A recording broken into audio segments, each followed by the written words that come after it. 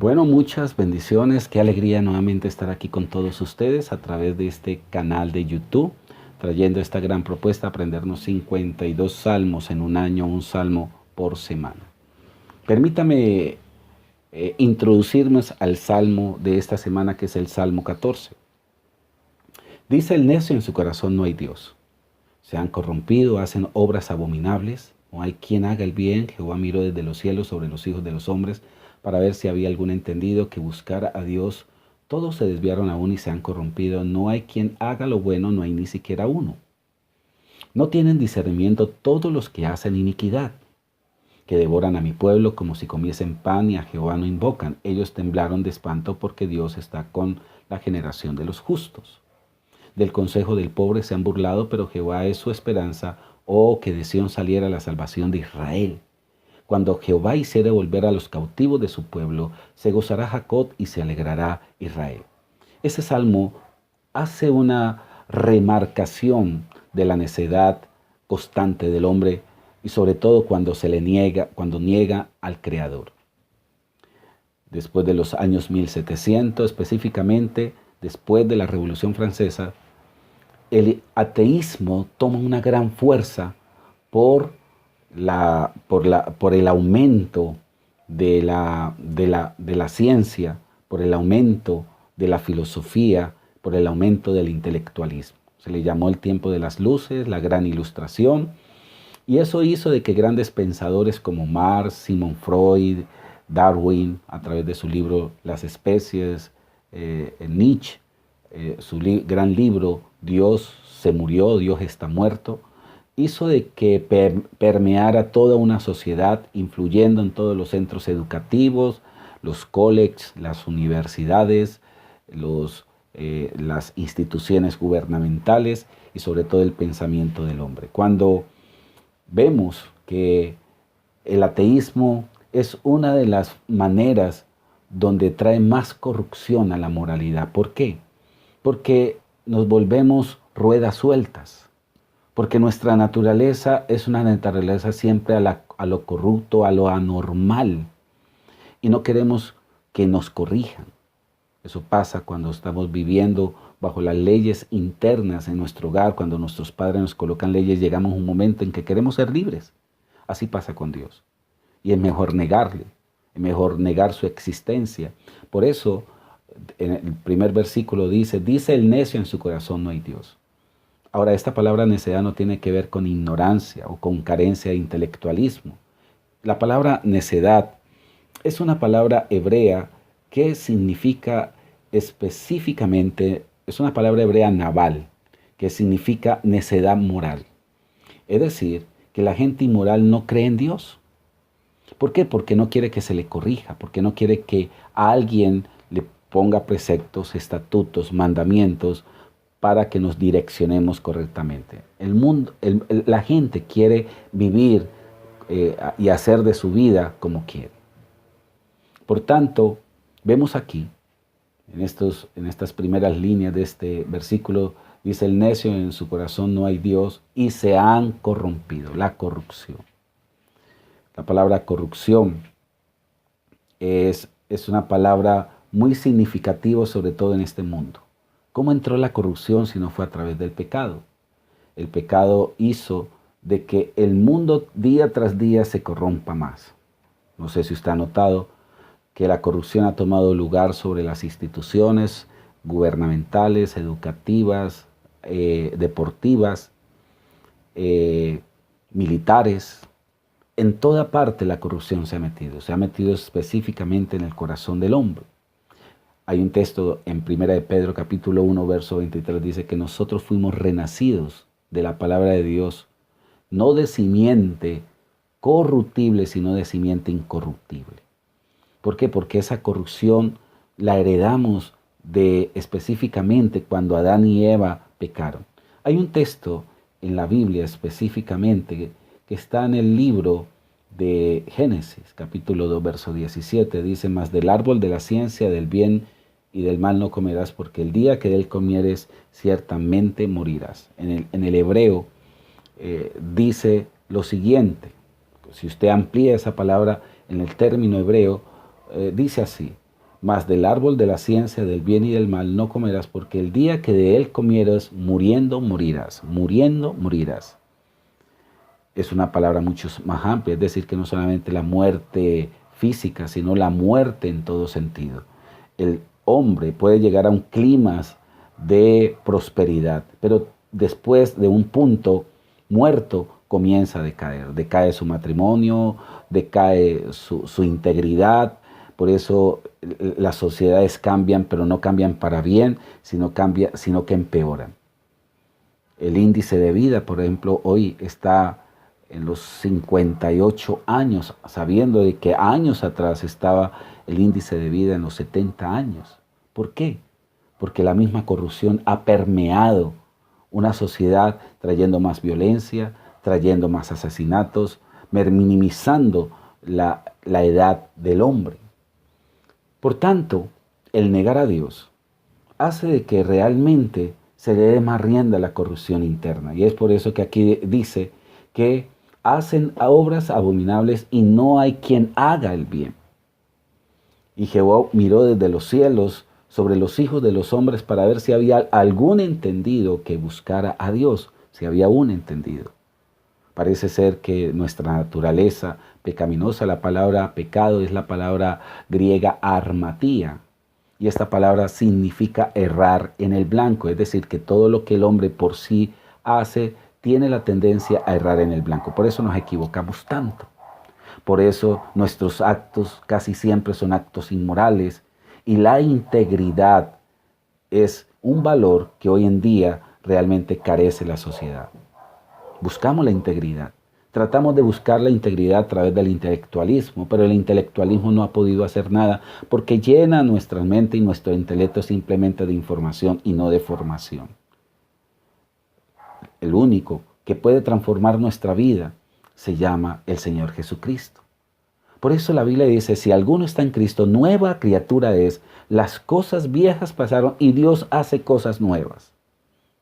El libro de Efesios capítulo 4, verso 22 al 24 dice, despojaos del viejo hombre que está viciado conforme a los deseos engañosos de la carne y vístase del nuevo hombre, creado según Dios en la justicia y santidad de la verdad. Cuando Jesús viene a nuestra vida, cuando nosotros le rendimos a Él nuestra vida, el Espíritu Santo de vida comienza a formar una ley interna en nosotros para poderle agradar y para poder colocar los cimientos de su palabra, que es la base fundamental de la integridad. La misma integridad de Dios se establece a través de la Biblia. Es por eso que cuando la Biblia se ha constituido como la constitución de un país, de una familia o de una persona, su vida comienza a tener un cambio de organización, de excelencia y de gran prosperidad. Pero sigue diciendo aquí el salmista, todos se desviaron a una y se han corrompido. No hay quien haga lo bueno, no hay ni siquiera uno.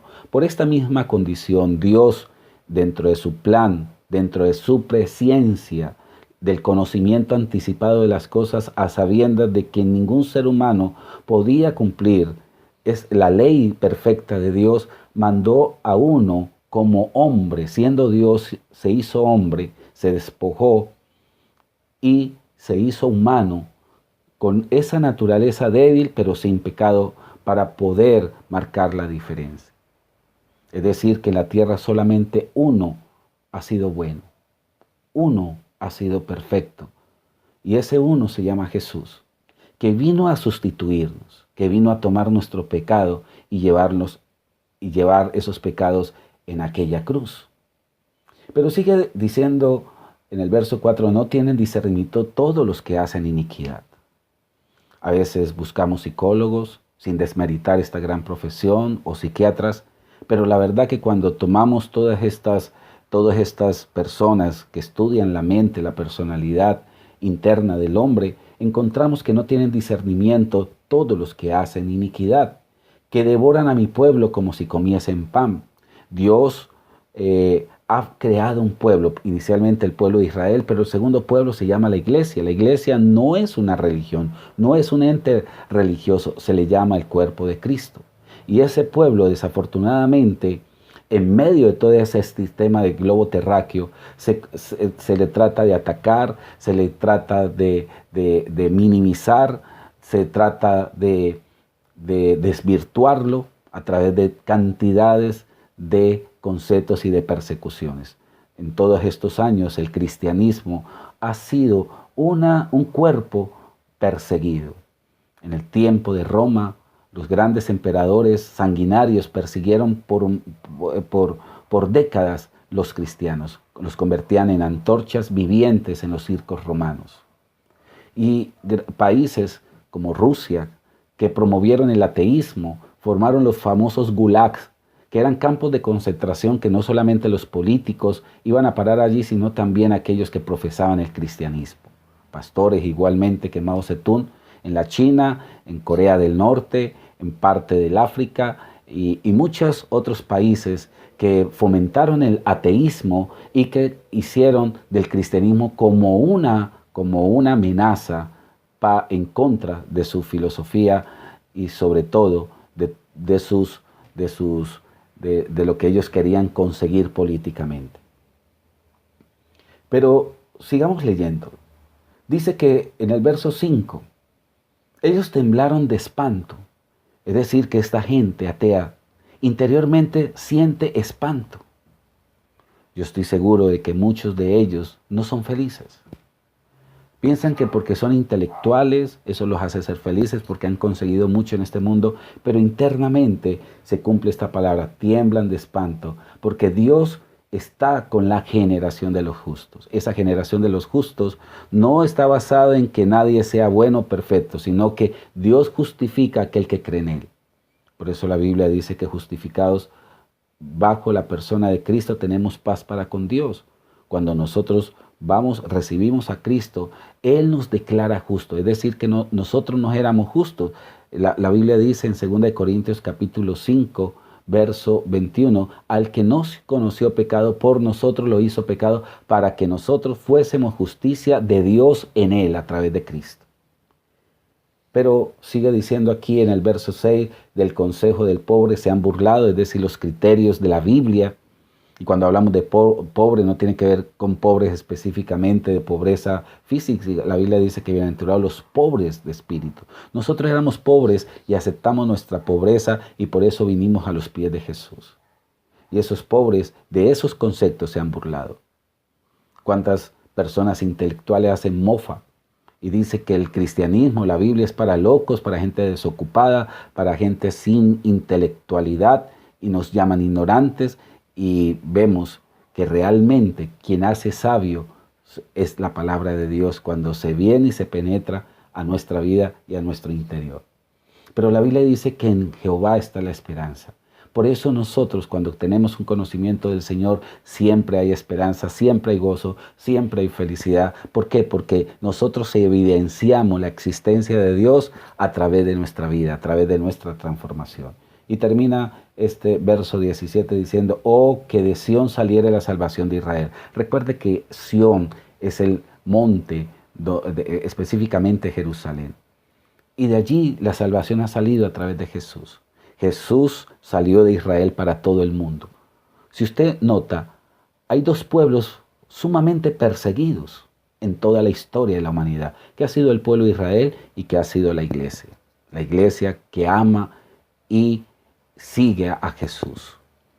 Pero también dice, cuando Jehová hiciere volver de los cautivos de su pueblo, se gozará Jacob y se alegrará Israel. Esta es una promesa futura, cuando Israel será restaurada por la segunda venida de nuestro amado Jesús. Este Salmo 14 tiene una esencia grandiosa.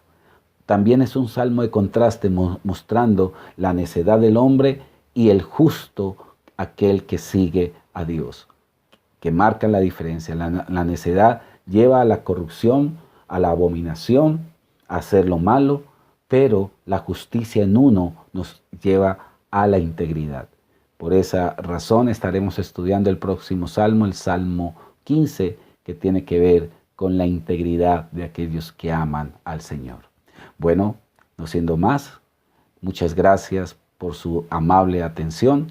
Estamos aprendiendo a compenetrar con estos maravillosos salmos. Estaremos en otra oportunidad y muchas bendiciones para usted y para toda su familia. Hasta luego.